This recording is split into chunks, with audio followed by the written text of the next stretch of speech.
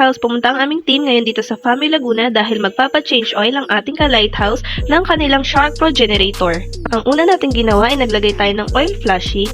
Ito ang ginagamit natin para maalis or malinisan ng mabuti ang engine ng ating generator. Lalo na kung ang generator nyo ay matagal nang hindi na-change oil or na-maintenance. Pag ganyan ka-lighthouse, maraming mamumuong mga dumi sa loob kaya mahalaga talaga na nag-change oil or nag-maintenance tayo ng generator. After namin ilagay ang oil flushing ay pina-under namin itong generator for 5 minutes bago kami nagpalit ng mga filters. So as you can see sa mga naunang pictures kanina ay madumi na din ang mga filters, so pinalitan na din natin yan ka-lighthouse.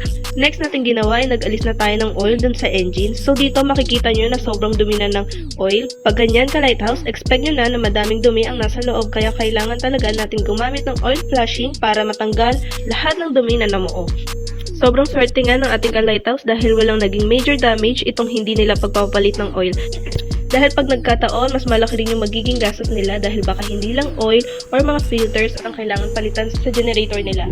Nagpalit na din kami dito ng oil and nag-test run for 30 minutes para sure na okay na ang unit. So thank you ulit sa ating ka-lighthouse from FAMI Laguna for raising their concern to us and we hope you are satisfied with our service. Ayun lang, thank you for watching!